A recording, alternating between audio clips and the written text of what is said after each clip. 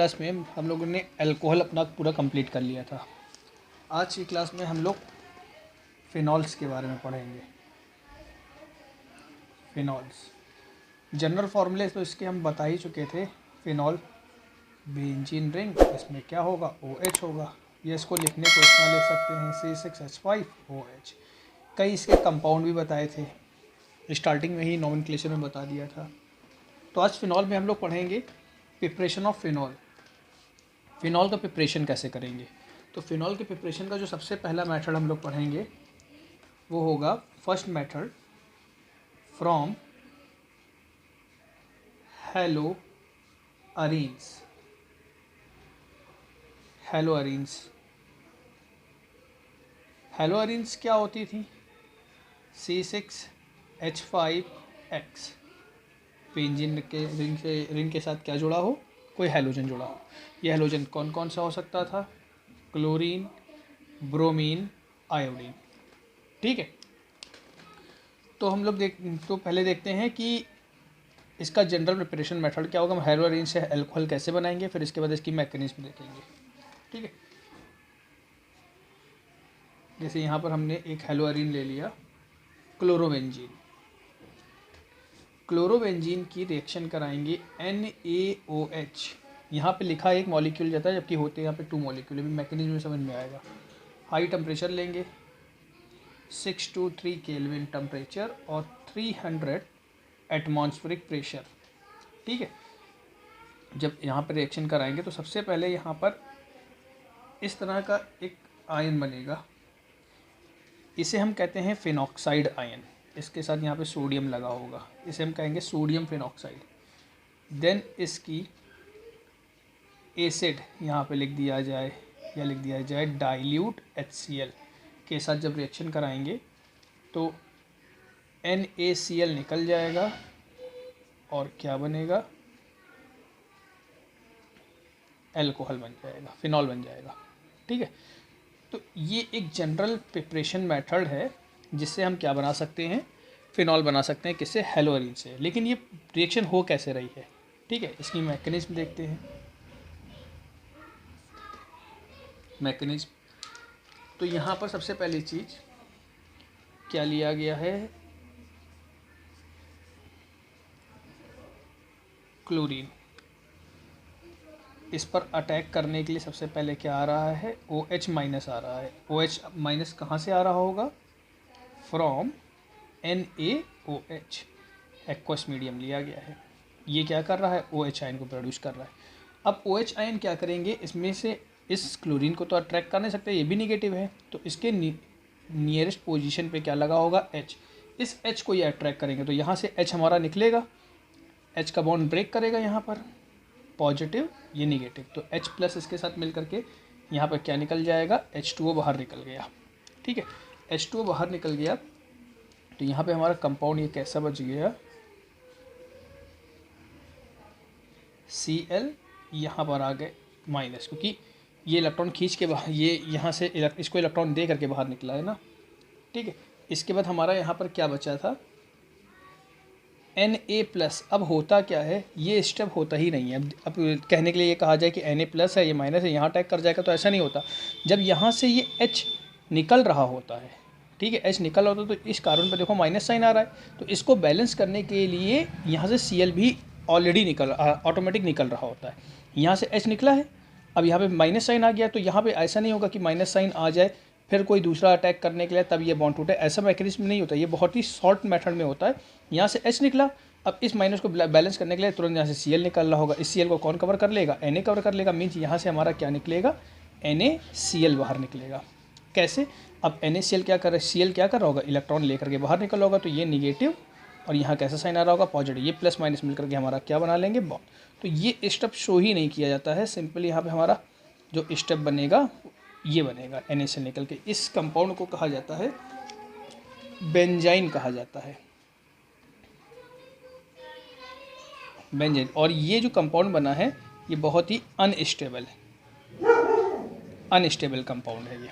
ठीक, अब इसके बाद क्या होगा, यहाँ पे ये बॉन्ड है, ये प्लस माइनस मिलके बॉन्ड बना रहे हैं। अब इसके बाद क्या होगा, फिर से NaOH आएगा, देखो 2 NaOH यूज़ हो गए, लिखा एक गया है, जबकि यहाँ पर इसके मॉलिक्यूल्स कितने होते हैं, 2 होते हैं।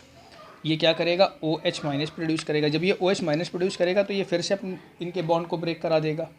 यहाँ पे इसने OH माइनस ब्रेक किया, ये जैसा बॉन्ड था वैसे ये फिर से ब्रेक करा देगा, निगेटिव पॉजिटिव। तो OH माइनस कहाँ चला जाएगा, इस कार्बन के पास चला जाएगा। तो यहाँ पर कुछ कंपाउंड कैसा बनेगा, ठीक, तो ये OH आकर के जब यहाँ पर लगेगा, OH लग गया। अभी माइनस कहाँ पर है, यहाँ पर माइनस है, क्योंकि यहाँ पे बॉन्ड ब्रेक हुआ है ना, ये निगेटिव था, ये पॉजिटिव के पास चला गया। अब यहाँ पर आगे क्या होगा इसमें, अब इस माइनस को बैलेंस करने के लिए यहाँ से हमारा H प्लस निकलेगा, ये माइनस H प्लस कहाँ चला जाएगा, इस माइनस पे चला जाएगा। तो कंपाउंड कैसा बनेगा, पहले हमने क्या बना था, फिनॉक्साइड आयन बनता है। देखो फिनॉक्साइड आयन हमारा बन गया O माइनस, ये न्यूट्रल हो गया, यहाँ पर S वापस आ गया, न्यूट्रल हो गया। इसे हम क्या कहते हैं, फिनॉक्साइड आयन। अब लास्ट में यहाँ पे हमारा बच क्या रहा था, Na, वो Na आकर के इसके साथ जुड़ जाएगा। तो कंपाउंड कैसा बन जाएगा, ONa। देखो बीच में प्रोडक्ट यही बन रहा था, सोडियम फिनॉक्साइड, सोडियम फिनॉक्साइड बन गया। लास्ट स्टेप में dilute HCl, H plus Cl minus, minus plus, यहाँ से क्या निकल गया, NaCl निकल गया, और क्या बन गया है हमारा यहाँ पर, फिनॉल। ये इसकी मैकेनिज्म है। सबसे पहले क्या हुआ है, OH आयन आया है NaOH से, इसने इसके H को रिप्लेस करा दिया, H को खींच लिया, वाटर बाहर निकल गया, ये माइनस आया, ठीक है। अब इस माइनस को बैलेंस करने के लिए Cl यहाँ से निकला, NaCl बाहर हो गया, ये प्लस माइनस मिल करके बॉन्ड बना लेंगे, ये क्या बन गया हमारा, बेंजीन बन गया। उसके बाद फिर से NaOH आया, दूसरा मॉलिक्यूल NaOH आया, इसने OH आयन प्रोड्यूस किया, इसने फिर से इसके बॉन्ड ब्रेक करा दिए, क्योंकि एक अनस्टेबल कंपाउंड था। तो यहाँ पर जब बॉन्ड ब्रेक हुआ है तो OH माइनस कहाँ चला गया, प्लस पर। इस प्लस को बैलेंस करने के लिए और कहीं से कुछ HH आ नहीं सकता, तो यहीं से इसने H अपना रिप्लेस करके इसके H को बैलेंस कर दिया। और ये रिप्लेस कर भी सकता था, क्योंकि रेजोनेंस के कारण ये हमारा स्टेबल कंपाउंड है। यहाँ पर देखो जो फिनॉक्साइड आयन बना है XYZ रेजोनेंस शो कर रहा है, इस कारण ये स्टेबल कंपाउंड है, ये H निकाल भी सकता था, ठीक। ये H यहाँ पर आकर के जुड़ेगा, ये हमारा न्यूट्रल हो गया, इसे हम कहते हैं फिनॉक्साइड आयन कहते हैं। अब जो Na बचा था वो इसके साथ मिलकर के क्या बना देगा, सोडियम फिनॉक्साइड। लास्ट में डाइल्यूट HCl, NaCl को निकाल देगा और क्या बनाएगा, फिनॉल बनाएगा। तो ये पहला प्रिपरेशन मेथड है जिससे हम क्या बनाते हैं, फिनॉल बनाएंगे, किससे, हेलोअरीन से, ठीक। इसमें कुछ मेथड और हैं, जैसे इसमें दूसरा मेथड है फ्रॉम बेंजीन सल्फोनिक एसिड, ठीक। नेक्स्ट मेथड है इसमें second method from benzene sulphonic acid, ये है हमारा बेंजीन सल्फोनिक एसिड। तो सबसे पहली चीज़ ये बनता कैसे है, इसको पहले बनाएं, फिर इससे हम देखें कि इससे हम फिनॉल कैसे कन्वर्ट करेंगे। तो इसको बनाया जाता है बेंजीन से, ठीक।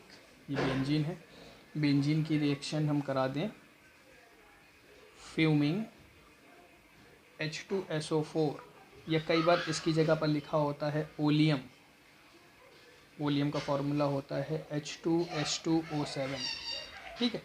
तो यहाँ पर ये रिएक्शन होगी कैसे, इसको हम यहाँ पे इसको देखो, इसको हम लिख सकते हैं इस फॉर्म में HOSO3H लिख सकते हैं, ठीक है। यहाँ पर H है, क्या रिप्लेस हो गया, H2O यहाँ से हमारा निकल गया, इतना कंपाउंड जाकर के इसमें जुड़ जाएगा। देखो हमारा क्या बना, चाहे रिंग बनाओ चाहे अल्टरनेट पोजीशन में बॉन्ड लगा दो, SO3H बना। यही हमारा क्या है, बेंजीन सल्फोनिक एसिड। कैसे बना है, बेंजीन की फ्यूमिंग H2SO4 या H2H2O7 से रिएक्शन करा दो, दोनों चीज़ें सेम ही होती हैं, ठीक है। तो हमारा क्या बनेगा, बेंजीन सल्फोनिक एसिड। फिर इसके बाद इस बेंजीन सल्फोनिक एसिड की रिएक्शन हम करा दें NaOH से, ठीक है। जब हम इसकी NaOH से रिएक्शन कराएंगे तो NaOH हमारा कैसे ब्रेक करेगा, Na प्लस OH माइनस। तो यहाँ से देखो क्या निकल गया, H2O यहाँ से निकल गया, H2O निकला, Na जाकर के इसके साथ जुड़ जाएगा।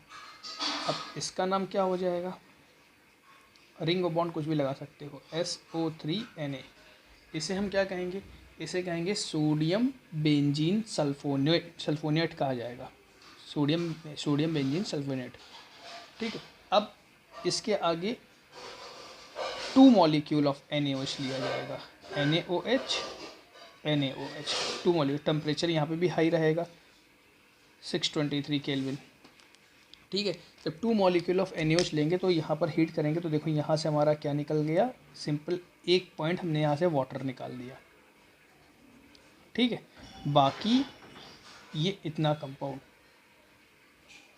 टोटली यहाँ से निकल गया, क्या निकल गया, Na2SO3 सोडियम सल्फाइड। जो बचा है उसको इसमें जोड़ दो।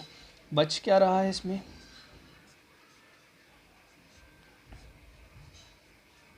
बच क्या रहा है, ONa। देखो H2O निकल गया, ठीक, यहाँ से Na2SO3 निकल गया, इसके बाद ONa बचा, ONa जाके जुड़ गया। देखो वही पिछले कंपाउंड बन गया, क्या बन गया, सोडियम फिनॉक्साइड। अब क्या कर दें, इसकी पीछे की तरह डाइल्यूट HCl से रिएक्शन करा दें, ठीक है। जब डाइल्यूट HCl से इसकी रिएक्शन कराएंगे तो NaCl हमारा यहाँ से माइनस NaCl यहीं लिख दें, NaCl बाहर निकल गया, कंपाउंड क्या बचा, फिनॉल, ठीक है। तो ये हमारा हो गया बेंजीन सल्फोनिक एसिड से फिनॉल कैसे बनाएंगे। पहली बार ये बताया बेंजीन सल्फोनिक एसिड कैसे बनाए, उसके बाद इसकी NaOH, अब यहाँ पीछे NaOH 2 यूज़ हो रहे थे, यहाँ पे NaOH कितने यूज़ हो रहे हैं, 1 2 3, ठीक है। तो लास्ट में 20 में हमारा जो मेन प्रोडक्ट बन रहा है वो कौन सा बन रहा है, सोडियम फिनॉक्साइड बन रहा है।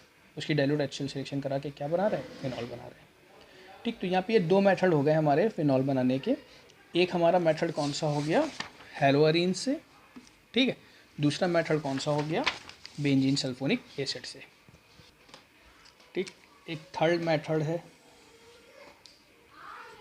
थर्ड मेथड कौन सा है, थर्ड मेथड है फ्रॉम डाईएजोनियम सॉल्ट,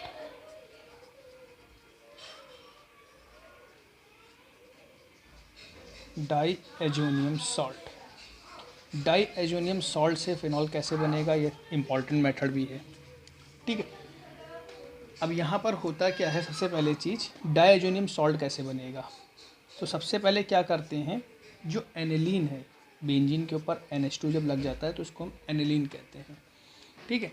एनिलीन की रिएक्शन कराई जाती है NaNO2 प्लस HCl से 0 से 5 डिग्री सेंटीग्रेड पर, ठीक है। तब यहाँ पर हमारा बन करके आता है N2 प्लस Cl माइनस, इसे हम कहते हैं डाईएजोनियम सॉल्ट, या इसी को कहते हैं बेंजीन डाईएजोनियम क्लोराइड। ये जो प्रोसेस होता है इसको कहा जाता है डाईएजोटेशन कहा जाता है,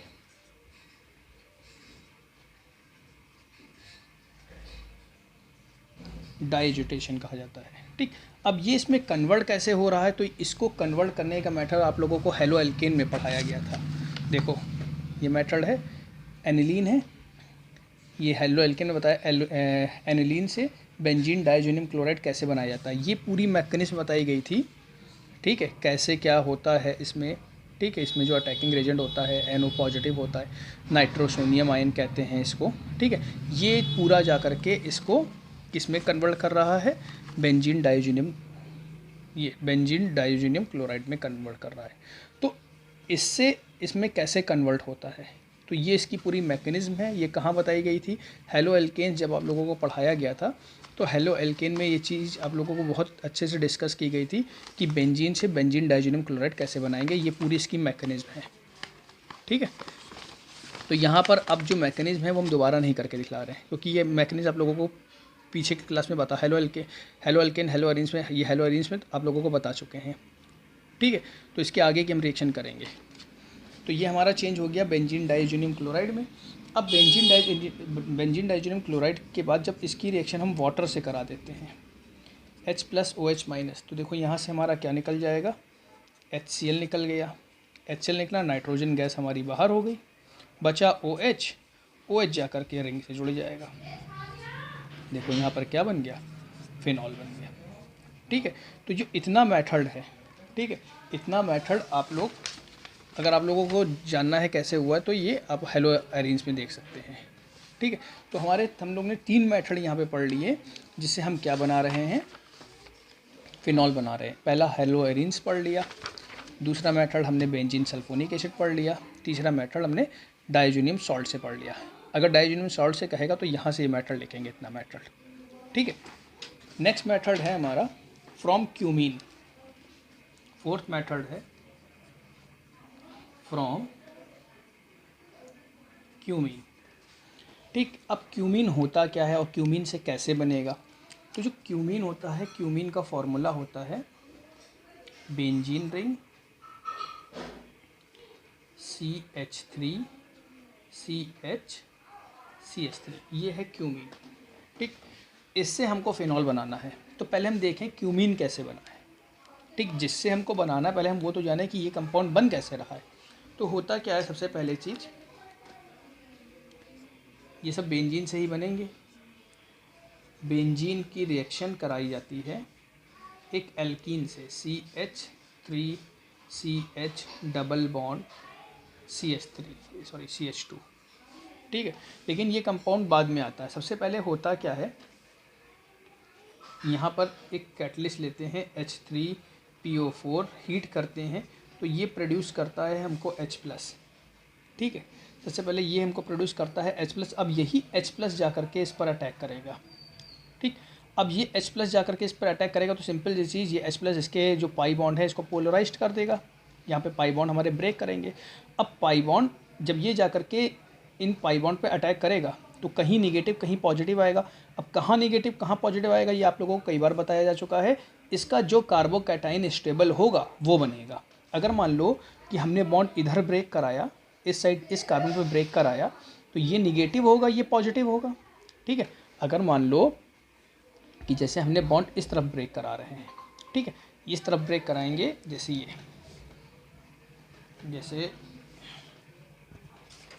जैसे ये हमारा कंपाउंड है, यहाँ पर CH3CH डबल बॉन्ड CH2।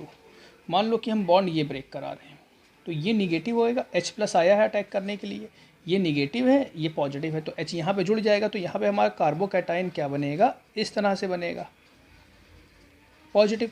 लेकिन मान लो कुछ लोगों ने कहा कि हम बॉन्ड ऐसे ब्रेक कराएंगे तो यहाँ निगेटिव आएगा, यहाँ पॉजिटिव आएगा, H कहाँ जाएगा, इस कार्बन सेंटर पे जाएगा। तो यहाँ पे कंपाउंड कैसा बनेगा, CH3 CH2 पॉजिटिव, ये बनेगा। तो अब इन दोनों कार्बोकैटाइन में स्टेबल कार्बोकैटाइन कौन सा है, ये कार्बोकैटाइन स्टेबल है क्योंकि इसको दो तरफ से बैलेंसिंग मिल रही है। तो ये भी अपने आप को क्या करता है, इसमें चेंज करेगा। तो कार्बोकैटाइन हमारा जो स्टेबल होगा वही बनेगा। ठीक है, तो यहाँ पर हमारा पहले कार्बोकैटाइन बनता है। किस टाइप का कार्बोकैटाइन बन जाएगा, CH3CH single bond CH3 positive, ये कार्बोकैटाइन बनेगा। ठीक है, अब यही कार्बोकैटाइन क्या करेगा, जा करके इस बेंजीन रिंग पर अटैक करेगा, यही कार्बोकैटाइन। तो पहले यहाँ से जो H+ प्रोड्यूस होता है ये इसमें इसको कार्बोकैटाइन में कन्वर्ट करता है, कार्बोकैटाइन बन गया। अब यही कार्बोकैटाइन जा करके बेंजीन रिंग पे अटैक करेगा। अब ये बेंजीन रिंग पे कहाँ अटैक करेगा, तो जो बेंजीन रिंग है हर एक पोजीशन पर H होता है। अब ये क्या करेगा, इस H को रिप्लेस कराएगा, यहाँ से H हमारा प्लस के फॉर्म में निकलेगा। देखो H+ जैसा आया था उसी तरह वापस निकल करके इसके पास वापस चला जाएगा। देखो कैटलिस्ट कवर कर रहा था, पहले इसने H+ दिया, अब इसने क्या किया, बेंजीन के H+ को रिप्लेस करा दिया, तो ये H+ जो आया ये वापस H3PO4 इसको वापस ले गया। ठीक, यहाँ पर आ जाएगा निगेटिव, ये पॉजिटिव, निगेटिव बॉन्ड बना लेगा। कंपाउंड कैसा बन जाएगा, CH3 ये हमारा क्या बन गया, क्यूमीन बन गया। ठीक, तो इससे हमको क्या बनाना है, फिनॉल बनाना है। तो पहली बात, ये क्यूमीन कैसे बना, बेंजीन, जो बेंजीन है, बेंजीन की हमने एक एल्कीन से रिएक्शन कराई, लेकिन इस एल्कीन को पहले हमने कार्बोकैटाइन में चेंज किया H3PO4 के थ्रू। ठीक है, ऑर्थोफॉस्फोरिक एसिड के थ्रू हमने इसको किस में चेंज किया, कार्बोकैटाइन में। फिर यही कार्बोकैटाइन जा करके इस बेंजीन रिंग पर अटैक कर रहा है, तो हमारा क्या बना रहा है, क्यूमीन बना रहा है। अब इसके बाद हमारा आगे क्या होगा, इसमें होता क्या है, अब इसको बताते हैं, फिर इसकी मैकेनिज्म बताते हैं, रिएक्शन होगी कैसे इसके आगे। यहाँ तक तो क्लियर होगा ये कैसे बन गया, ये एक तरह से इसकी मैकेनिज्म ही हो गई कि हमारा बेंजीन से क्यूमीन कैसे बन रहा था, इस तरह से बनेगा। इसके आगे हम रिएक्शन करके बताते हैं, इससे फिनॉल कैसे बनेगा, फिर उसकी मैकेनिज्म बताते हैं। इसमें होता क्या है, इसमें रिएक्शन कराई जाती है O2 से, ऑक्सीजन से O2 से रिएक्शन हो रही है, H की प्रेजेंस में फ्री रेडिकल रिएक्शन होगी इसमें। तो होगा क्या, ऑक्सीजन इसमें इंसर्ट कर जाएंगे कुछ कंपाउंड इस टाइप का बनेगा, CH3 अब यहाँ जगह नहीं थी तो हमने इसलिए ऐसे लिख दिया, वरना आप लोग सीधे सीधे भी लिख सकते हैं। ठीक है, ये बनेगा क्यूमीन हाइड्रोपेरोक्साइड। अब इसके बाद क्या रिएक्शन होगी, हाइड्रोलिसिस करा देंगे एसिडिक मीडियम में, हाइड्रोलिसिस करा देंगे। तो हाइड्रोलिसिस कराने पर ये इतना कंपाउंड यहाँ से निकल जाएगा। अभी कैसे निकलता है अभी इसे बताएंगे। हमारा यहाँ पे क्या बन जाएगा, एसीटोन के फॉर्म में ये हमारा बाहर निकल जाएगा। ठीक, और इसको ये और जो रिमेनिंग बचेगा, क्या बचेगा, ये निकल गया, OH आकर के इससे जुड़ जाएगा। क्या बन गया हमारा यहाँ पर, फिनॉल बन गया। ठीक है, तो अब ये इतना स्टेप कैसे हो रहा है। ठीक, अगर बाय क्यूमीन से लिखने के लिए आएगा तो हम तो रिएक्शन इसी तरह कर देंगे, तो नॉर्मल रिएक्शन है। लेकिन ये रिएक्शन हो कैसे रही है, इसकी मैकेनिज्म क्या है, यहाँ से इसमें कन्वर्ट कैसे हो रहा है। तो सबसे पहले होता क्या है, जो क्यूमीन लिया है,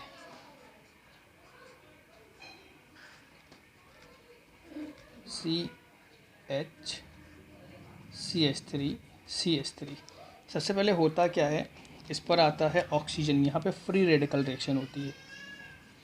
फ्री रेडिकल में होमोलिटिक फिशन होता है, होमोलिटिक फिशन में ही फ्री रेडिकल बनते हैं। और फ्री रेडिकल होमोलिटिक फिशन में क्या होता है, जो शेयरिंग के इलेक्ट्रॉन होते हैं वो इक्वली बढ़ जाते हैं। ये इसी तरह इसमें भी फ्री रेडिकल बन गए, होमोलिटिक फिशन हो गया। यहाँ पे जो फिशन हो रहा है होमोलिटिक फिशन हो रहा है। ठीक है, हेक्टोलिटिक में आयंस बनते हैं। अब जरा देखो, इस कार्बन पर रेडिकल आया, इस हाइड्रोजन पर रेडिकल आया। ठीक, ये तो बॉन्ड टूट गया। इस कार्बन पर रेडिकल, तो ये कार्बन इस ऑक्सीजन से जुड़ जाएगा, ये कार्बन इस ऑक्सीजन से जुड़ जाएगा, और ये हाइड्रोजन जा करके इस ऑक्सीजन से जुड़ जाएगा। बीच में फिर भी एक बॉन्ड है, एक ही तो बॉन्ड टूटा है, एक बॉन्ड है। तो यहाँ पे देखो कंपाउंड पहला कैसा बनेगा, CH3 ये कार्बन इस ऑक्सीजन से जुड़ा है। अभी इस ऑक्सीजन के बीच में बॉन्ड है, सीधा भी लिख सकते हैं, बॉन्ड है। ठीक है, और ये ऑक्सीजन इस हाइड्रोजन से जुड़ गया है। देखो इसी टाइप का कंपाउंड बन गया, नहीं बन गया। ठीक है, क्यूमीन हाइड्रोपेरोक्साइड। ठीक, अब इसके आगे क्या होगा, कौन आया है, H+। ठीक, H+ क्या करेगा, इसको जहाँ इलेक्ट्रॉन दिखेंगे वहीं अटैक करेगा। तो ये जो H+ होता है, ये H+ इस ऑक्सीजन पे चला जाएगा। अब कहा जाए इस ऑक्सीजन पे क्यों नहीं जा रहा है, जाएगा उसी ऑक्सीजन पर जहाँ पर इसको निकलने में आसानी हो। अगर इस ऑक्सीजन पर अटैक करेंगे तो हमारा वाटर मॉलिक्यूल ईजिली निकल जाएगा, इसलिए इस ऑक्सीजन पर अटैक कर रहा है। कंपाउंड कैसा बनेगा यहाँ पर, CH3CH3OH, इस O के ऊपर आ गया पॉजिटिव। समझ में आ रहा है, इसने इलेक्ट्रॉन दिया इसलिए आया बॉन्ड, इलेक्ट्रॉन दे रहा है इसलिए पॉजिटिव। अब देखो इन दोनों के बॉन्ड हमारे इजीली ब्रेक कर सकते हैं। ठीक है, तो यहाँ से हमारा क्या होगा, ये O इलेक्ट्रॉन लेकर के निकलेगा। ठीक, ये माइनस और इसके ऊपर कैसा साइन आ जाएगा, प्लस। तो देखो ये माइनस प्लस, तो यहाँ पे साइन माइनस आएगा, ये माइनस प्लस बैलेंस होकर के यहाँ पर हमारा क्या निकल गया, वाटर मॉलिक्यूल हमारा बाहर निकल गया। कंपाउंड बचा क्या, कंपाउंड बचा हमारा यहाँ पर CH3H3 और O के ऊपर कैसा साइन बचा, पॉजिटिव। ठीक है, इतना समझ में आया। अब मेन स्टेप यहीं पर है। अब यहाँ पर इसको बैलेंस करने के लिए तो कोई बचा नहीं, तो यहाँ पर जो हमारा होगा स्टेप, यहाँ पर होगा हमारा रीअरेंजमेंट। ठीक है, रीअरेंजमेंट में क्या होगा, या तो मेथल शिफ्ट हो जाए या तो फेनिल शिफ्ट हो जाए, कोई एक ही शिफ्ट हो सकता है रीअरेंजमेंट में। तो शिफ्ट वो होगा जो ज़्यादा स्टेबल स्ट्रक्चर बनाएगा। तो यहाँ पर देखो, अगर हम मेथिल शिफ्टिंग यहाँ पर कर देंगे, रीअरेंजमेंट होगा यहाँ पे, रीअरेंजमेंट में अगर फेनिल शिफ्ट करते हैं यहाँ पर। ठीक है, तो ज़रा देखो कंपाउंड कैसा बनेगा, CH3O, ये कंपाउंड बना। हमने बताया चाहे रिंग बनाओ चाहे बॉन्ड बनाओ, बात एक ही है। बॉन्ड बनाया है यहाँ पर, इसका एक कारण है स्टेबिलिटी दिखाने के लिए। क्यों? ये एक रेजोनेंस स्ट्रक्चर है, एक्स वाई जेड। यहाँ पर देखो रेजोनेंस शो हो रहा है, ये जो बॉन्ड है एक्स सिंगल बॉन्ड और लोन पेयर वाई जेड, ये रेजोनेंस है। तो रेजोनेंस के कारण ये जो स्ट्रक्चर है ये काफ़ी स्टेबल स्ट्रक्चर है। बात समझ में आ रही नहीं आ रही? रेजोनेंस के कारण ये हमारा जो स्ट्रक्चर बन रहा है ये काफ़ी स्टेबल स्ट्रक्चर बन रहा है, इसलिए यहाँ पे हमारी फेनिल की शिफ्टिंग हुई है। मेथिल की भी शिफ्टिंग हो सकती थी लेकिन वो इससे कम स्टेबल होता, इसलिए यहाँ पे हमने क्या किया है, फेनिल की शिफ्टिंग की है। ठीक है, हमने यहाँ पर क्या कर दिया, फेनिल की शिफ्टिंग हो गई है। ठीक, यहाँ पर H+ तो हमारा अटैक कर ही चुका था। अब यहाँ पे हमारा क्या बचा है, वाटर मॉलिक्यूल। अब इसको बैलेंस करने के लिए यहाँ पर कौन आएगा, वाटर मॉलिक्यूल HOH। वाटर के पास होते हैं इलेक्ट्रॉन, या करके क्या करेगा, इस कार्बन को इलेक्ट्रॉन देगा। तो यहाँ पे कंपाउंड हमारा कैसा बनेगा, ये रिंग है। ठीक, CH3OH, इस O के ऊपर पॉजिटिव, क्योंकि इसने अपना इलेक्ट्रॉन इसको दे दिया है। अब बैलेंसिंग होगी, बैलेंसिंग में अब यहाँ से हमारा O क्या करेगा, एक H को रिप्लेस करेगा। मान लो इस H को इसने यहाँ से रिप्लेस कर दिया, H+ हमारा बाहर निकल गया, O के ऊपर निगेटिव आ जाएगा। तो यहाँ पर जो हमारा कंपाउंड बनेगा, ठीक, यहाँ से हमारा H+ यहाँ से रिलीज हो जाएगा। ठीक है, यहाँ से हमारा H+ क्या होगा, बाहर निकलेगा। तो जब यहाँ से इसके आगे की मैकेनिज्म यहाँ बता रहे हैं।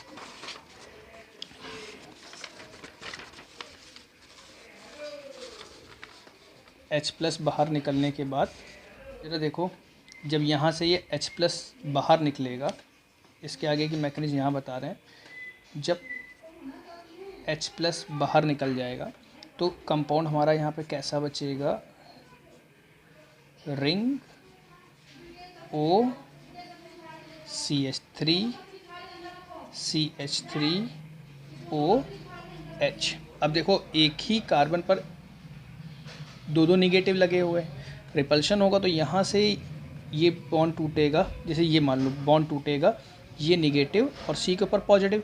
अब इस C के पॉजिटिव को बैलेंस करने के लिए इलेक्ट्रॉन इसी ऑक्सीजन को देना होगा, तो ये अपना H+ और O- निकालेगा। तो ज़रा देखो यहाँ पर क्या बनेगा, ये H कहाँ चला जाएगा, इस O पर चला जाएगा, और ये +- मिल करके क्या बना लेंगे, बॉन्ड बना लेंगे। तो कंपाउंड देखो यहाँ पे क्या बना, CH3COCH3 प्लस फिनॉल। ठीक है, ये इसकी मैकेनिज्म है। फिर से देख लो एक बार, क्यूमीन से हमारा जो क्यूमीन है, क्यूमीन से हमारा फिनॉल कैसे बन रहा था। सबसे पहले चीज़ यहाँ पे क्यूमीन बता दिया गया, क्यूमीन कैसे बना। यहाँ पे हमारा फ्री रेडिकल रिएक्शन हुई है, होमोलिटिक फिशन हुआ है ऑक्सीजन के बीच और C और H के बीच। तो जो इस कार्बन पर रेडिकल आया था वो इस ऑक्सीजन से जुड़ गया, हाइड्रोजन पर रेडिकल आया था इस ऑक्सीजन से जुड़ गया, इनके बीच अभी भी एक सिंगल बॉन्ड बचा हुआ। अब H+ आया, H+ ने क्या किया, इस O पे अटैक कर दिया। यहाँ पे इसको इलेक्ट्रॉन दिखे, O ने इसको इलेक्ट्रॉन दिए तो ये आया, ये बॉन्ड आया, O के बाद पॉजिटिव, यहाँ से हमारा क्या निकल गया, वाटर मॉलिक्यूल बाहर निकल गया। ठीक, अब पॉजिटिव इस O के ऊपर आ गया। यहाँ पर हमारा मेन स्टेप हुआ है रीअरेंजमेंट करके हमने यहाँ पर क्या किया है, फेनिल को हमने रीअरेंज किया है। क्यों? क्योंकि फेनिल को ही जब रीअरेंज करेंगे तो रेजोनेंस के कारण ये हमारा स्टेबल कंपाउंड बना रहा है। देखो XYZ एक स्टेबल कंपाउंड है। ठीक है, अब इसके बाद यहाँ पे वाटर मॉलिक्यूल बचा था, यहाँ पर जो वाटर मॉलिक्यूल बचा था यही क्या करेगा, कार्बन को इलेक्ट्रॉन देगा। यहाँ पे वाटर ने कार्बन को इलेक्ट्रॉन दिया है, जब कार्बन को इलेक्ट्रॉन दिया तो इस वाटर O के ऊपर क्या हो जाएगा, पॉजिटिव। ठीक है, अब यहाँ से क्या हुआ है, इस O को बैलेंस करने के लिए किसी एक H को निकालना पड़ेगा। यहाँ से एक अपने H को रिप्लेस कर दिया, पॉजिटिव। ये H हमारा यहाँ पे किस फॉर्म में, इसके ऊपर पॉजिटिव आया था। अब यहाँ से जब H निकलेगा, ठीक है, तो बॉन्ड ये टूटेगा, पॉजिटिव निगेटिव बैलेंस हो जाएगा, H+ हमारा क्या हो गया, बाहर निकल गया। जब H+ बाहर निकल गया तो यहाँ पर जो मैकेनिज्म आगे जो हुई है, यहाँ पे हमारा कंपाउंड बच क्या रहा है, H+ बाहर निकलने के बाद ये H+ हमारा बाहर निकला। ठीक है, H+ बाहर निकल गया तो यहाँ पे हमारा एक न्यूट्रल कंपाउंड बन गया। यहाँ पे इस पॉजिटिव को निगेटिव ने बैलेंस कर दिया। अब यहाँ पर एक ही कार्बन पर दोनों निगेटिव है, रिपल्शन होगा, तो यहाँ से हमारा क्या, फिनॉक्साइड आयन बाहर निकला, +- तो इस प्लस को बैलेंस करने के लिए इस ऑक्सीजन को इलेक्ट्रॉन देना पड़ेगा। तो इसने क्या किया, H को रिप्लेस कर दिया, H जा करके O के साथ मिल जाएगा, क्या बन गया, फिनॉल, और यहाँ पे देखो हमारा क्या बन रहा है, एसीटोन। ठीक है, तो ये मेथड हमारा कौन सा कंप्लीट हुआ, फ्रॉम क्यूमीन। क्यूमीन से हम फिनॉल कैसे बनाएंगे, यहाँ पर क्यूमीन से फिनॉल कैसे बनेगा ये कंप्लीट हुआ। अब इसमें फिनॉल में जो हमारा नेक्स्ट टॉपिक है, फिनॉल का एसिडिक नेचर, ये बहुत पूछा जाता है। Acidic nature of phenol. Phenol का एसिडिक नेचर क्या है। फिनॉल एसिडिक नेचर शो करता है। एसिडिक नेचर ये तभी शो कर रहा होगा जब ये अपने में से H+ रिप्लेस कर रहा होगा। तो कैसे H+ ये रिप्लेस कर रहा है, देखो जैसे एक ऑर्डर आप लोगों को बताया गया था एसिडिक स्ट्रेंथ का, एसिडिक स्ट्रेंथ का ऑर्डर बताया गया था। सबसे पहले RCOOH carboxylic acid, then phenol, then water, then alcohol. ठीक है, इन दोनों के बीच में यहाँ पे मेथिल अल्कोहल होता था, ये भी पीछे बताया गया था। तो होता क्या है, एसिडिक नेचर एक तरह से और निकाला जा सकता है, Ka। ये क्या होता है, इसे K को कहा जाता है डिसोसिएशन कांस्टेंट या आयोनाइजेशन कांस्टेंट कहा जाता है, A फॉर एसिड के लिए। ठीक है, आयनिक इक्विलिब्रियम में ये बताया गया था। तो जिस कंपाउंड का Ka ज़्यादा होगा, ठीक है, जिस कंपाउंड का Ka ज़्यादा होगा वो उतना ही ज़्यादा क्या होगा, एसिडिक होगा। ठीक है, इसी तरह pKa होता है, जिसका pKa जितना कम होगा, ठीक है, वो उतने ज़्यादा एसिडिक होगा। तो यहाँ पर देखो अगर हम Ka की बात करें तो जो एसिड होता है, एसिड का Ka होता है 10⁻⁻5, फिनॉल का 10⁻⁻10, वाटर का 10⁻⁻14 और अल्कोहल 10⁻⁻18 या 18 या 20 ऐसा लमसम होगा, हम लगभग मान रहे हैं 18 तक। तो ये के की वैल्यू है। ठीक है, तो देखो फिनॉल का Ka अल्कोहल और वाटर से क्या है, ज़्यादा है। ठीक है, तो ये हमारा क्या शो करेगा, एसिडिक नेचर शो करेगा। इसको हम रेजोनेंस से भी अभी शो करके दिखलाएंगे, लेकिन एक पॉइंट कभी कभी क्वेश्चन में दे देता है कि कुछ की Ka की वैल्यू दे देगा और पूछेगा कौन सा एसिडिक होगा। तो जिसका Ka सबसे ज़्यादा होगा, इनमें से Ka सबसे ज़्यादा किसका है, इसका है। ठीक है, तो ये हमारा क्या होगा, सबसे ज़्यादा एसिडिक होगा। तो फिनॉल का जो एसिडिक नेचर होता है, कोई भी कंपाउंड एसिडिक नेचर कब शो करता है, कोई भी कंपाउंड एसिडिक नेचर तभी शो कर सकता है जब वो अपने में से H+ को रिलीज़ कर रहा हो।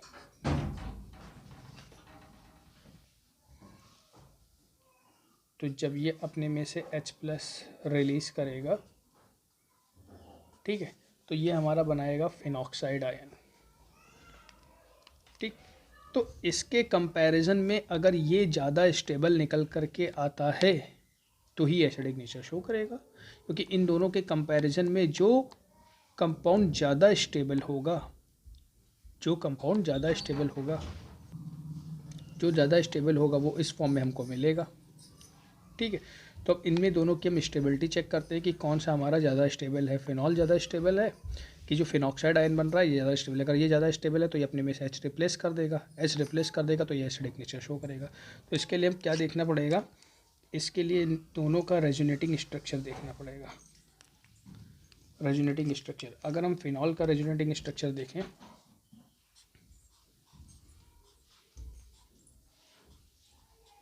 फिनॉल यहाँ पर इसके पास लोन पेयर हैं, होगा क्या, जब इसके लोन पेयर ये आगे की ओर शिफ्ट करेंगे, इस कार्बन के पास आएंगे, तो इसके पास तो ऑलरेडी इलेक्ट्रॉन है, इसका बॉन्ड तो ऑलरेडी कंप्लीट है, तो ये क्या करेगा, अपने पाई बॉन्ड को ये आगे की ओर शिफ्ट कर देगा। यहाँ पर आ जाएगा निगेटिव, यहाँ पर कैसा साइन आएगा, पॉजिटिव। इसको इससे इलेक्ट्रॉन मिल रहे हैं तो ये तो हमारा न्यूट्रल हो जाएगा, कंपाउंड कैसा बनेगा, फर्स्ट कंपाउंड जो इसमें बनेगा, ये बॉन्ड है, यहाँ पर आ गया निगेटिव, डबल बॉन्ड O के ऊपर पॉजिटिव।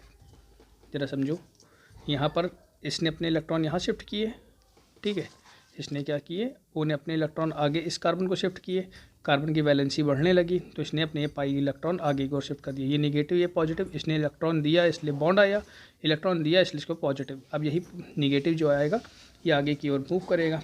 अब इसमें हमारा ये बॉन्ड किधर मूव करेगा, पार्शियल निगेटिव पॉजिटिव, ये दोनों मिलकर के बॉन्ड बना लेंगे। तो यहाँ पे कंपाउंड कैसा बनेगा, ये तो इसी तरह रहेगा। अब ऑक्सीजन के पास एक लोन पेयर अभी और है, वो हम शो नहीं कर रहे हैं यहाँ पर, ठीक है। तो ये तो बॉन्ड लगा हुआ है, प्लस माइनस मिल करके यहाँ पे ये बॉन्ड बना रहे हैं, ये आ गया निगेटिव, ठीक। इसके बाद बॉन्ड ये इस तरह आगे बढ़ेगा, निगेटिव डेल पॉजिटिव, ये दोनों मिलकर कुछ स्ट्रक्चर ऐसा बनाएंगे, ये दोनों मिलकर के यहाँ पर आ जाएगा बॉन्ड निगेटिव O पॉजिटिव। अब जैसे यहाँ पर इसने इलेक्ट्रॉन दिया था वैसे ही अगर ये अपने इलेक्ट्रॉन वापस ले ले, ठीक, तो इसके पास के लोन पेयर वापस आ जाएंगे, यहाँ पर कैसा साइन आ जाएगा, पॉजिटिव, जो यहाँ पर आ रहा था, ठीक। ये दोनों मिलकर के जब बॉन्ड बनाएंगे तो इसका स्ट्रक्चर क्या बन करके आएगा, ये बॉन्ड है, ये बॉन्ड, ये हमारा फिर से क्या हो गया, न्यूट्रल हो गया। तो देखो इसके हमारे कितने रेजोनेटिंग स्ट्रक्चर बन रहे हैं, 1 2 3 4 5 रेजोनेटिंग स्ट्रक्चर इसके बन रहे हैं। इसी तरह अगर इसके रेजोनेटिंग स्ट्रक्चर देखें, ठीक है,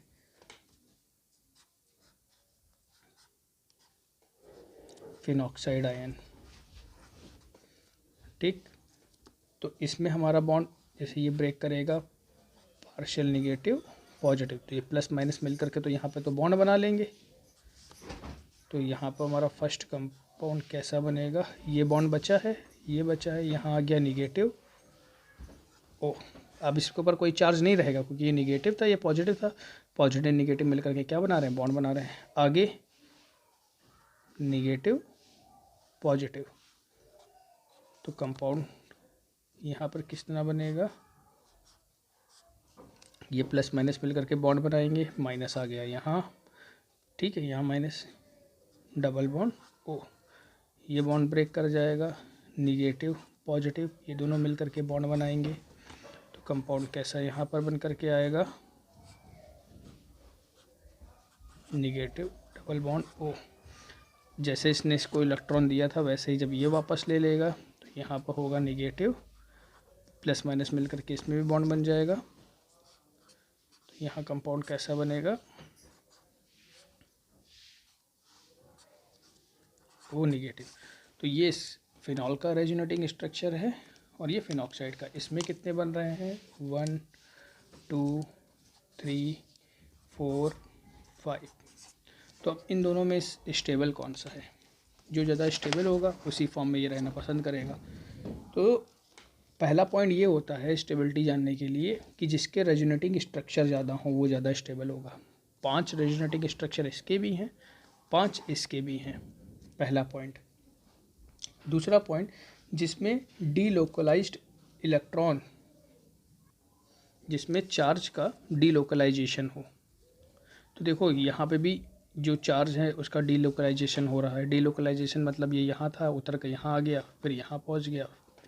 इसमें भी यही हो रहा है, निगेटिव यहाँ आया है, फिर यहाँ आया है, फिर यहाँ पहुँच रहा है। डीलोकलाइजेशन इसमें भी हो रहा है। तीसरा और मेन पार्ट होता है कि जिसमें चार्ज सप्रेशन हो।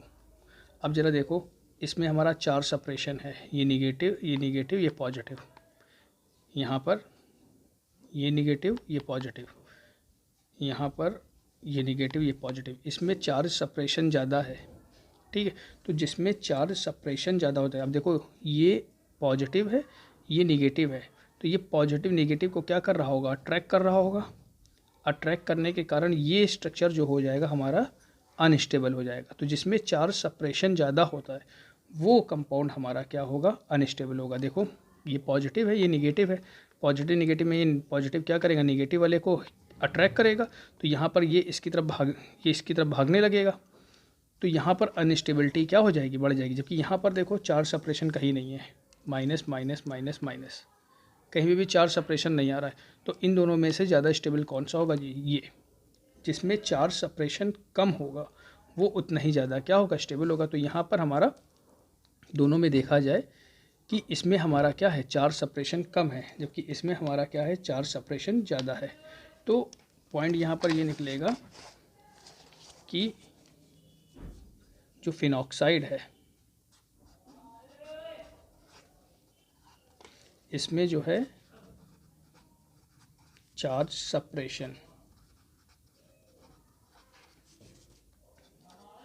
कम है, चार्ज सेपरेशन कम है, तो ये हमारा कंपाउंड क्या है, स्टेबल ज़्यादा है। स्टेबिलिटी क्या कर जाएगी, इंक्रीज कर। जब ये स्टेबल ज़्यादा तो ये अपने में से क्या करेगा, H+ रिप्लेस कर देगा। H+ रिप्लेस कर रहा है तो ये कैसा नेचर शो करेगा, एसिडिक। तो क्वेश्चन ये पूछा जाएगा कि फिनॉल एसिडिक नेचर क्यों शो करता है, ठीक है। तो फिनॉल एसिडिक नेचर क्यों शो करता है, तो जो फिनॉल है इसमें चार्ज सेपरेशन होने के कारण, ठीक, तो इसमें हाँ फिनॉल जो है, फिनॉल में चार्ज सेपरेशन क्या है, बहुत ज़्यादा है। चार्ज सेपरेशन होने के कारण ये हमारा एक अनस्टेबल कंपाउंड है। तो अपने आप को स्टेबल करने के लिए ये क्या करता है, H को रिप्लेस करता है। जब H को रिप्लेस करेगा तो ये कैसा नेचर शो करेगा, एसिडिक नेचर शो करेगा, ठीक है। तो ये एसिडिक नेचर हमारा फिनॉल कंप्लीट हुआ। अब इसी में कुछ इफ़ेक्ट होते हैं, कुछ इफ़ेक्ट्स लगते हैं जिसके कारण फिनॉल का एसिडिक नेचर कभी कभी बढ़ जाता है, कभी कभी घट जाता है, ठीक है। तो कौन कौन से इफ़ेक्ट होते हैं, effect of substituent acidic nature of phenol. ऐसे कौन कौन से सब्स्टिट्यूटेंट होते हैं जो फिनॉल की एसिडिक नेचर को क्या करते हैं, अफेक्ट करते हैं। तो देखो कौन, ये चीज़ पीछे भी बताई गई है। पहला होता है कि अगर मान लो फिनॉल के साथ कोई EWG ग्रुप लगा हो, पीछे बताया गया था EWG, electron withdrawing group. Electron withdrawing group कौन कौन से होते हैं, -I -M ग्रुप। जो -M ग्रुप होते हैं ये रेजोनेंस को शो करते हैं और ये इलेक्ट्रोनेगेटिविटी के कारण होते हैं। ये रेजोनेंस के कारण होता है, ये इलेक्ट्रोनेगेटिविटी के कारण होता है, पीछे बताया गया था। अगर फिनॉल के साथ EWG ग्रुप लगा है, इलेक्ट्रॉन विड्रॉइंग ग्रुप लगा हुआ है, ठीक है, तो इसका एसिडिक नेचर बढ़ जाएगा, increase acidic nature of phenol, ठीक। कैसे, जैसे इलेक्ट्रॉन विड्रॉइंग ग्रुप हमारे X हो गया, CN हो गया, NO2 हो गया, कार्बोक्सिलिक एसिड हो गया, एल्डिहाइड हो गया, ये सब बताए गए थे। जैसे देखो ये है हमारा फिनॉल, ठीक, यहाँ पे मान लो ये X लगा हुआ है, X में क्लोरीन ब्रोमीन आयोडीन मान रहे हैं, X यहाँ पर लगा हुआ है। X क्या करेगा, यहाँ पर मान लो कि इसने अपने में से H+ को रिप्लेस कर दिया इस तरह से। तो देखो इलेक्ट्रॉन विड्रॉइंग ग्रुप क्या करता है, इलेक्ट्रॉन विड्रॉइंग ग्रुप मतलब इलेक्ट्रॉन को खींचता है। तो यहाँ पर ये क्या होगा, ये अपने इलेक्ट्रॉन यहाँ ट्रांसफ़र करेंगे और ये इलेक्ट्रॉन यहाँ, मीन्स इलेक्ट्रॉनों का यहाँ पर इस तरह से रोटेशन हो जाएगा। ये इलेक्ट्रॉन विड्रॉइंग है, ये इलेक्ट्रॉन खींच रहे हैं और ये इलेक्ट्रॉन क्या कर रहे हैं, देना चाह रहे हैं। जब ये इलेक्ट्रॉन दे सकते हैं और यहाँ से इलेक्ट्रॉन ट्रांसफ़र हो रहे हैं, मतलब इलेक्ट्रॉनों का डीलोकलाइजेशन हो रहा है, ठीक है। तो ये हमारा क्या हो जाएगा, स्टेबल हो जाएगा। स्टेबिलिटी के कारण ये अपने में से क्या रिप्लेस कर देगा, H+ रिप्लेस कर देगा। देखो यहाँ पर हुआ क्या है, ये X क्या कर रहा है, इलेक्ट्रॉन विथड्रॉइंग ग्रुप है, ये इलेक्ट्रॉनों को क्या कर रहा है, खींच रहा है। तो ये इलेक्ट्रॉनों को जब ये यहाँ से H+ को निकाल देंगे तो इसके ऊपर माइनस चार्ज आएगा, ये अपने इलेक्ट्रॉनों को यहाँ शिफ्ट करेगा और इलेक्ट्रॉन, ये ऑलरेडी इलेक्ट्रॉन क्या कर रहा है, इसको खींच रहा है, तो यहाँ पर इलेक्ट्रॉनों का रोटेशन हो रहा है। ठीक है, ये इलेक्ट्रॉन यहाँ पे डीलोकलाइज हो रहा है। अगर इलेक्ट्रॉनों का डीलोकलाइजेशन हो रहा है तो वो कंपाउंड क्या हो जाएगा, स्टेबल हो जाएगा। तो अगर मान लो कि कोई -I या -M ग्रुप लगा हुआ है, -I और -M ग्रुप लगा हुआ है, तो वो क्या करेगा, एसिडिक नेचर को इंक्रीज करेगा। लेकिन एक कंडीशन है इसमें, ये जो इफ़ेक्ट होगा वो कहाँ ज़्यादा होगा, effect is more at ortho and para position. अगर ग्रुप कहाँ पर जुड़ रहा है, ऑर्थो और पैरा, ये ऑर्थो हो गया, ये मेटा हो गया, ये पैरा हो गया, ऑर्थो और पैरा पोजीशन पर है, तो ये ग्रुप क्या हो, ये इफेक्ट क्या होगा, सबसे ज़्यादा होगा। ठीक है, दूसरा होता है हमारा सेकंड, जिसे हम कहते हैं EDG कहते हैं। EDG क्या होता है, इलेक्ट्रॉन डोनेटिंग ग्रुप होता है। ठीक है, इसमें कौन से आते हैं, +I और +M इफेक्ट आते हैं, ये इलेक्ट्रॉन देते हैं। तो अगर इलेक्ट्रॉन डोनेटिंग ग्रुप लगा हुआ है, +I या +M ग्रुप लगा हुआ है, तो ये क्या करेंगे, फिनॉल की जो एसिडिक नेचर है उसको ख़त्म कर देंगे या बहुत ही कम कर देंगे, decrease acidic nature of phenol. ठीक है, ज़रा देखो, जैसे यहाँ पर मान लो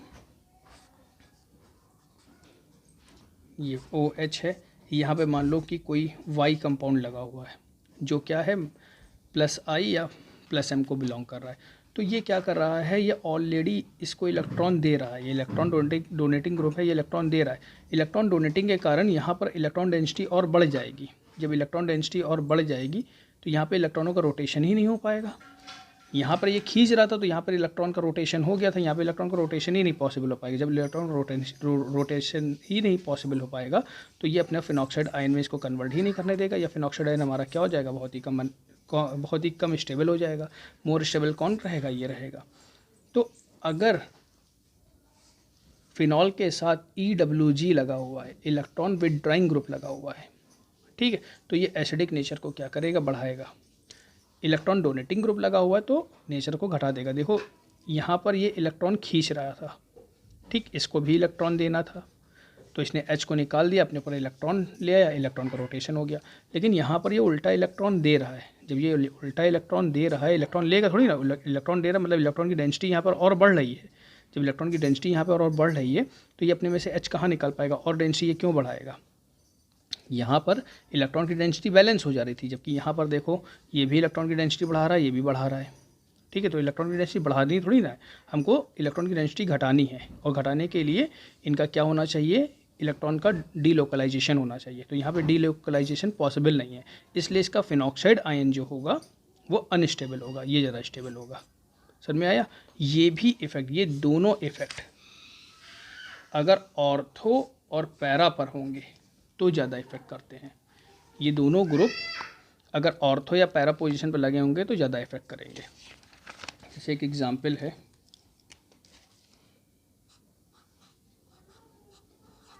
फिनॉल है ये ए, नेक्स्ट है ये हमारा ortho nitrophenol B,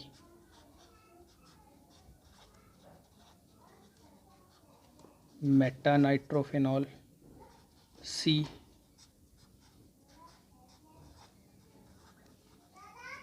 para nitrophenol D. अब कहा जाए कि इसका ऑर्डर क्या होगा, ऑर्डर मतलब इसमें सबसे ज़्यादा एसिडिक कौन सा होगा। तो जैसे भी बताया, जो NO2 है, NO2 हमारा कौन सा ग्रुप है, NO2 हमारा EWG में आता है। ठीक है, ये हमारा -I भी है, -M भी है। ठीक, तो देखो इसमें पॉइंट बताया गया, अगर -I ग्रुप जुड़ा है तो वो इलेक्ट्रॉन वो क्या करेगा, एसिडिक नेचर को इंक्रीज कर देगा। तो ये एसिडिक नेचर को इंक्रीज करेंगे। लेकिन सबसे ज़्यादा इफेक्टिव पोजीशन कौन सी बताई गई है, ऑर्थो और पैरा।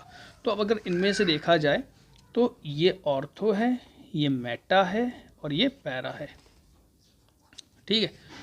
तो देखा जाए ये दोनों हमारा क्या कर रहे होंगे, एसिडिक नेचर बहुत ज़्यादा शो कर रहे होंगे, बहुत अच्छा एसिडिक नेचर शो कर रहे होंगे। लेकिन अब इन दोनों में देखा जाए कौन ज़्यादा एसिडिक नेचर शो कर रहा होगा, ठीक है।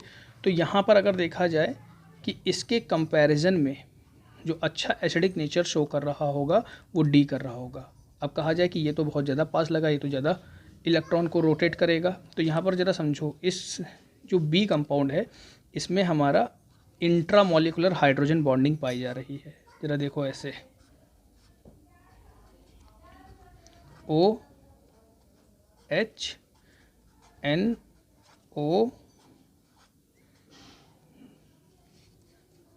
NO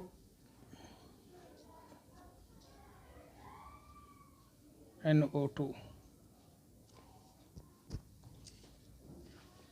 पॉजिटिव, इस तरह से। तो यहाँ पर देखो हाइड्रोजन कुछ कुछ बॉन्ड इस ऑक्सीजन से बना रहा होगा, इसी को हम कहते हैं इंट्रामॉलिकुलर हाइड्रोजन बॉन्डिंग। जब हाइड्रोजन किसी हाईली नेगेटिव से जुड़ता है तो इसमें टेंडेंसी होती है किसी दूसरे भी हाईली नेगेटिव के साथ बॉन्ड बना सकता है। इस बॉन्ड को हम क्या कहेंगे, हाइड्रोजन बॉन्डिंग, इंट्रामॉलिकुलर हाइड्रोजन बॉन्डिंग। तो देखो इंट्रामॉलिकुलर हाइड्रोजन बॉन्डिंग होने के कारण यहाँ पर H निकलने में कुछ दिक्कत होगी, निकलेगा, लेकिन इसके कंपैरिजन में ये H कुछ कम अपने में से रिप्लेस कर पाएगा। तो इन दोनों में से सबसे ज़्यादा एसिडिक इसी केस में ये ऐसा हो रहा है, बाकी केस में नहीं होता। तो इनमें इन दोनों में से ऑर्थो और पैरा वाले हमारे सबसे ज़्यादा एसिडिक होंगे, लेकिन कब, जब हमारा -I या -M ग्रुप लगा हो, ठीक है। तो इन दोनों में से इसमें तो हमारा हाइड्रोजन बॉन्डिंग हो जा रही है, इंट्रामॉलिकुलर हाइड्रोजन बॉन्डिंग हो जा रही है, तो ये इसके कंपैरिजन में कुछ लेस एसिडिक हो जाएगा। तो यहाँ पर हमारा जो ऑर्डर इसका निकल के आएगा D फिर B। अब इन दोनों में इन दोनों के कंपैरिजन में ये हमारा ज़्यादा शो करेगा, क्यों, क्योंकि ये हमारा कौन सा ग्रुप है, -I ग्रुप है। फिर होगा हमारा C, देन होगा A। ये इसका एसिडिक नेचर का ऑर्डर होगा, ठीक है। तो ये हमारा यहाँ पर इसमें इसका acidic strength, acidic nature phenol का, और एसिडिक नेचर इंक्रीज और डिक्रीज होने के कारण क्या है, मेन ये दोनों कारण है। और दोनों इफेक्ट सबसे ज़्यादा कहाँ करेंगे, ऑर्थो और पैरा में करेंगे, ठीक है।